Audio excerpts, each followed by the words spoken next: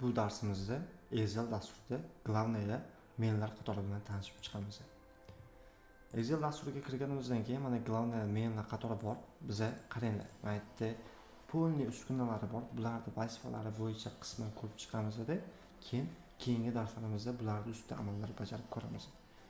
Biron bir yozuv yozamiz.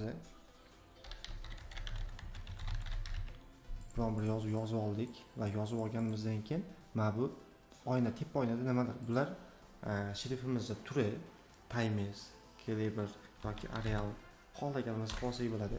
Bu esa mana shu hujjatimizning razmeri, mana katta, kichik xoslik bo'ladi. Bu esa mana shu avtomatik ikkitaga kattaroq va kichkinaytiradi. Bu jирный beradi. Bu bir yonga qiyshaytirib beradi. Bu esa tagiga chizadi va tagiga chizganda har xil chizadigan nimalari bor. Mana tagiga chizib beryapti. Bu usti foniga rang beradi. Mana общий qilsak, bu esa yozuvni o'ziga rang beradi. Buni sal kattaroq olamiz-da, qaranglar, bu pastga tushib qolgani, buni o'rtaga olib beradi va maytda ham xuddi mana standart qaranglar. Hozir bu ustun emas, satr tomonlama o'rtaga bo'ldi. Endi ustun tomonlama o'rtaga qilsak bo'ladi. Ustun tomondan yonga, o'rtaga va bir yonga olsak bo'ladi.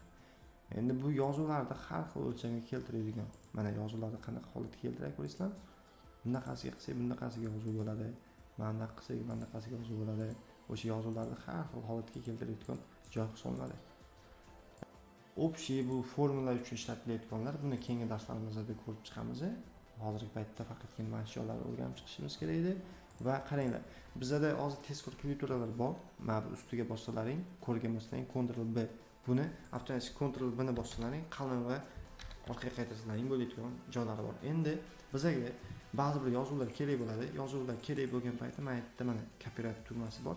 Bu klaviaturada Ctrl C tugmasi hisoblanadi va buni biron bir joyga restart qilmoqchi bo'lsak, mana restart qilamiz mana. Bu klaviaturada esa Ctrl V tugmasi hisoblanadi. Mana restart qilib berdi. Buni sal katta ochsak, ana shunaqa narsa ochilib beradi. Siz mana shu narsani siz bo'yab qo'ygansiz, buni orqaga qaytarmoqchisiz. Qanday qilib orqaga qaytarsangiz bo'ladi? Mana shu bo'yagan joyingizda net zalivka qilasiz, bu orqasiga qaytadi. Endi rangini ham o'zini holatiga o'tkazmoqchisiz, avto qilasiz, buni o'zini holatiga qaytdi. Bu главное menlar qatorida ustunalar turlicha, bularning vazifasi turlicha. Biz o'zimizning reja asosimizda keyingi darslarda mana bu qo'shimchalarni ko'rsatib o'tib ketamiz.